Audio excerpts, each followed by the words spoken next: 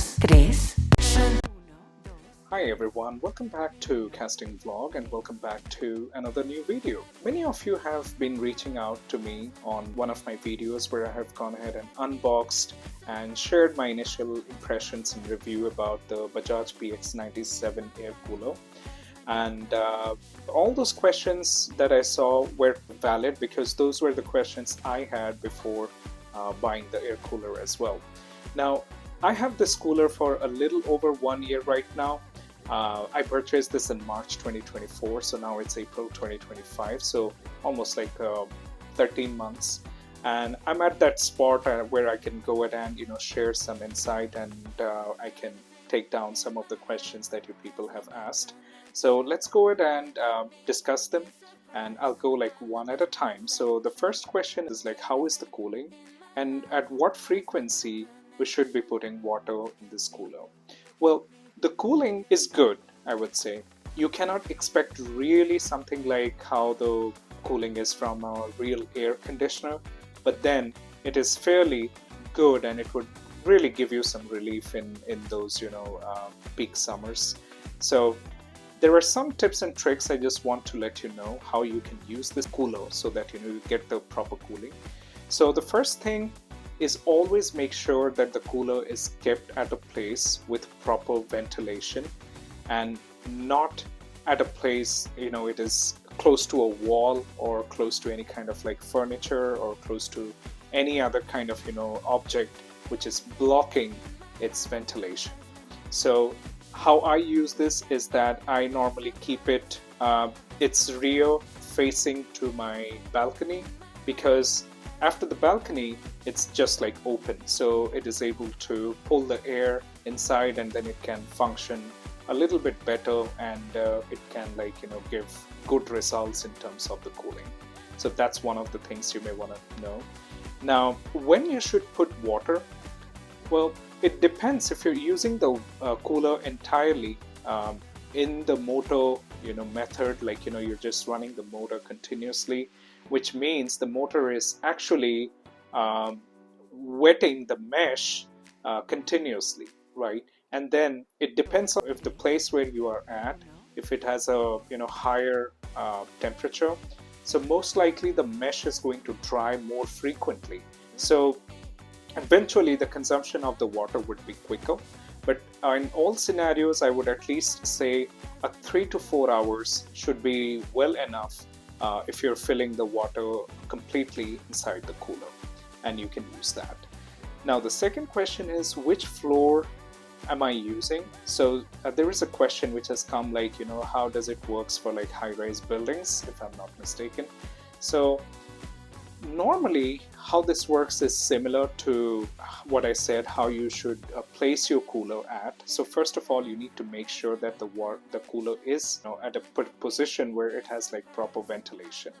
Well, high-rise buildings, and if you're at a higher level, of course on those floors you will have the the temperature of the room a little bit rising, so the cooler will take a little bit more time to give you the cooling effect. And of course, if the temperature is higher, you can see comparatively the water consumption would be a little bit more faster as well. So you may want to go ahead and refill the water into the tank maybe a little early than comparatively to someone who's at a lower level and having a relatively a 2 or 3 degrees cool room temperature than someone who's at a higher altitude. So it all depends on what the temperature, the outside temperature is, and based on that, the consumption of the water purely relies. So once the water is over, you may want to go in and refill the water as well.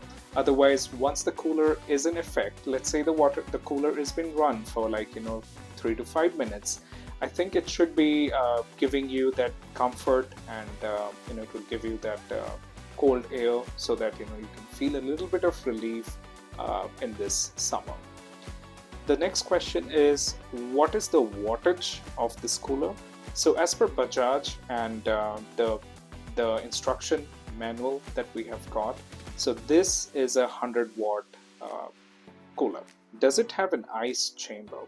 Well, not dedicated like ice chamber or something like, where specifically you can go ahead and put ice, but then you can open the rear duct or the rear panel completely. So there are like two plastic knobs, so you just have to turn them on anti-clockwise, and then the entire panel just comes out, and then you can go ahead and put ice cubes inside the cooler directly.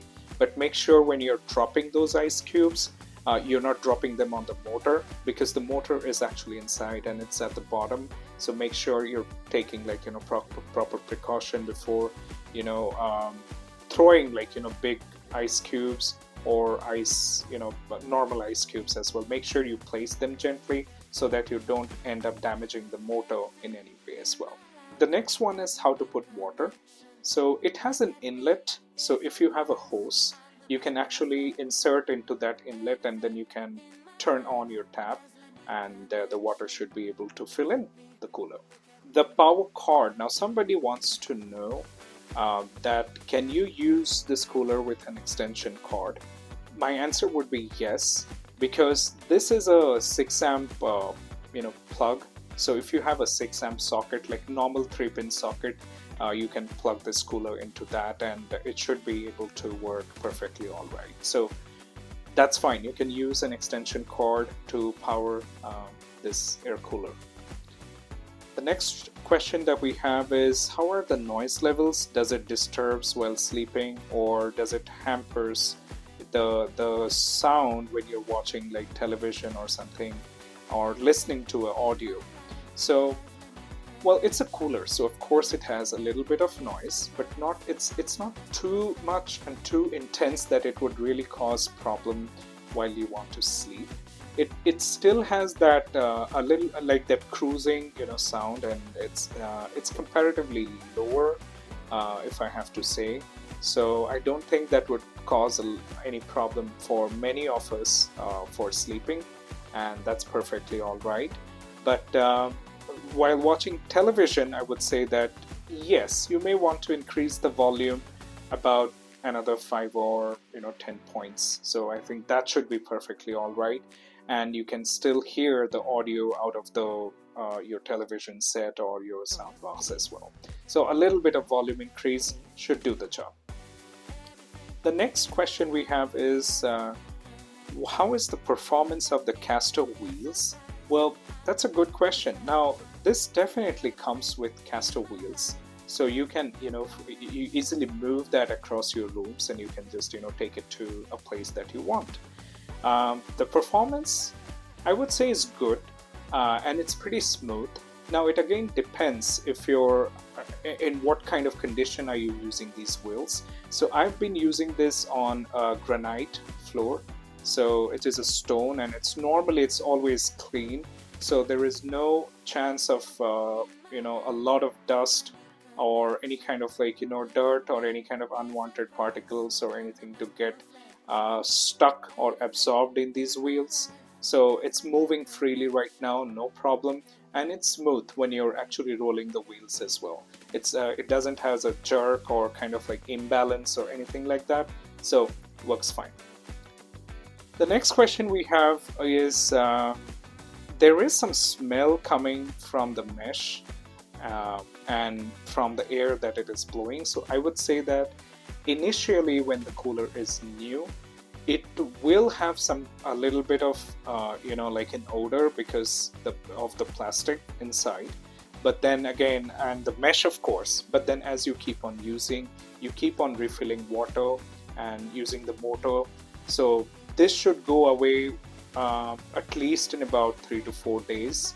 And that's what it happened. Like when I started using the cooler, it was kind of a odor that we were getting inside from the cooler, but then again as we kept on using, there's no such odor right now. So, and it actually got stopped just after maybe 4 or 5 days, so that's completely fine. So you can, that's not a problem. You can still use this cooler once the smell is gone. So maybe have to give a few days, maybe 3 or 4 days.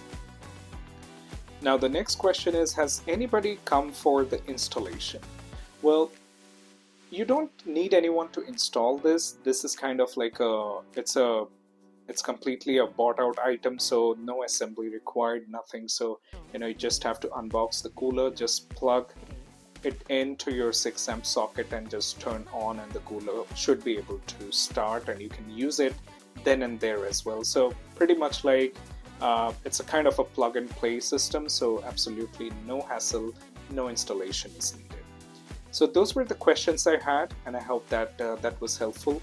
And if you have any other questions, please feel free to put it on the comments. I hope you have enjoyed this video. If you did, please do subscribe to my channel, like this video. I will see you on the next one.